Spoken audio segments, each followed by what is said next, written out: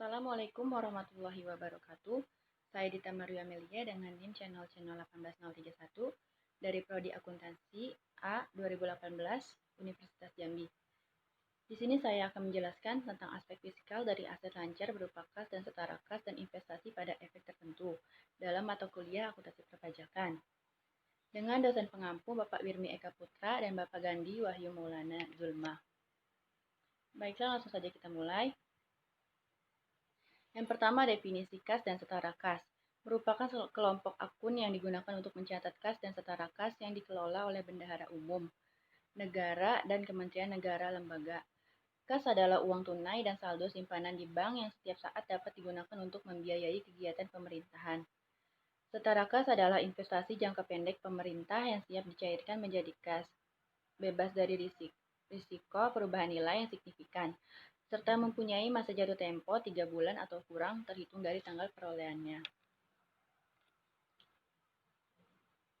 Kas terdiri atas, yang pertama ada uang tunai, adalah uang kertas atau koin dalam mata uang rupiah yang dikuasai oleh pemerintah, termasuk di dalamnya uang tunai atau koin dalam mata uang asing. Yang kedua itu ada saldo. Simpanan di bank adalah seluruh saldo rekening pemerintah di bank, baik dalam bentuk rupiah maupun mata uang asing, yang setiap saat dapat ditarik atau digunakan untuk melakukan pembayaran.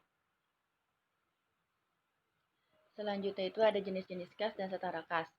Yang pertama, kas dan setara kas yang dikelola Bendahara Umum Negara atau BUN. Yang pertama ada kas dan setara kas pada rekening kas umum negara dan subrekening kas umum negara atau sub RKUN di Bank Sentral. Yang kedua ada kas dan setara kas pada rekening pemerintah lainnya di Bank Sentral atau Bank Umum. Yang ketiga ada kas pada rekening Bank Persepsi dan Bank Operasional yang dikelola kuasa BUN. Yang keempat ada rekening khusus atau spesial akun pemerintah. Yang kedua itu ada jenis kas dan setara kas yang dikelola kementerian negara atau lembaga. Yang pertama ada kas di bendahara penerimaan. Merupakan saldo kas yang dikelola oleh bendahara penerimaan untuk tujuan pelaksanaan penerimaan di lingkungan kementerian lembaga setelah memperoleh persetujuan dari pejabat yang berwenang sesuai peraturan perundang-undang. Yang kedua itu ada kas di bendahara pengeluaran, yaitu saldo uang muka kerja berupa uang persediaan yang dikelola oleh bendahara, pengeluaran yang harus dipertanggungjawabkan dalam rangka pelaksanaan pengeluaran kementerian negara atau lembaga atau satuan kerja. Yang ketiga itu ada kas pada BLU, di mana merupakan saldo kas tunai dan atau saldo simpanan di bank serta setara kas yang dikelola oleh Satker pemerintah yang menerapkan pola pengelolaan keuangan BLU di kementerian negara atau lembaga. Yang keempat itu ada kas dan setara kas lainnya yang dikelola kementerian negara atau lembaga. Di dalam itu ada kas lainnya di bendahara pengeluaran. Merupakan kas lain yang berasal dari uang persediaan. Yang kedua itu ada kas lainnya di bendahara penerimaan.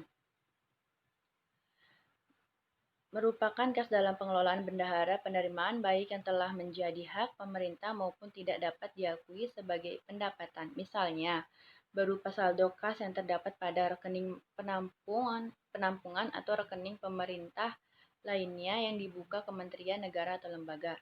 Yang ketiga ada kas lainnya dari hibah.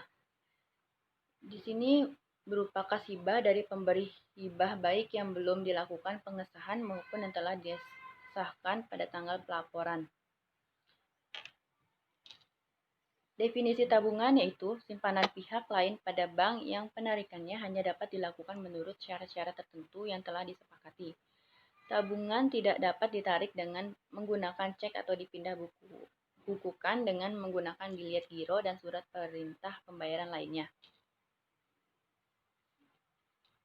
Akuntansi tabungan pada dasarnya meliputi pencatatan transaksi sebagai berikut. Yang pertama, pembukaan rekening dan penyetoran tabungan. Yang kedua, penarikan atau pengambilan tabungan oleh penabung. Yang ketiga, perhitungan dan pencatatan bunga tabungan. Yang keempat, penutupan rekening tabungan. Ada pula struktur pencatatan transaksi tabungan. Yang pertama itu pencatatan pembukaan rekening dan penyetoran tabungan. Prosedur pembukaan rekening tabungan, calon nasabah cukup mengisi pembukaan tabungan yang telah disediakan oleh bank yang bersangkutan.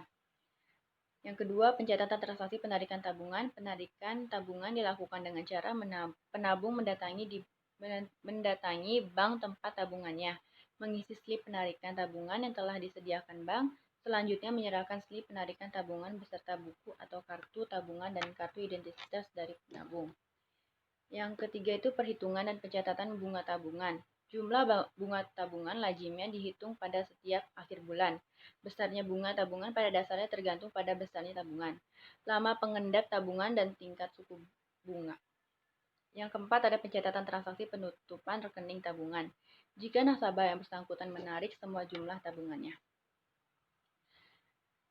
Selanjutnya penyajian dan pengungkapan investasi pada efek tertentu. Lembaga keuangan atau bank, koperasi kredit, lembaga pembiayaan dan asuransi, perusahaan harus mengungkapkan setiap jenis efek utama yang dimilikinya sebagai berikut.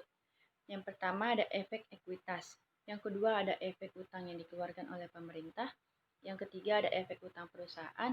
Yang keempat ada efek utang yang dijamin hipotek. Dan yang kelima ada efek utang lainnya. Yang selanjutnya adalah pelakuan akuntansi pajak investasi pada efek utang dan ekuitas. Yang pertama ada efek utang adalah efek yang menunjukkan hubungan utang piutang antara kreditor dengan entitas yang menerbitkan efek. Yang kedua, efek ekuitas adalah efek yang menunjukkan hak kepemilikan atas suatu ekuitas atau hak untuk memperoleh, misalnya opsi beli, atau hak untuk menjual, misalnya opsi jual. Kepemilikan tersebut dengan harga yang telah atau akan ditetapkan.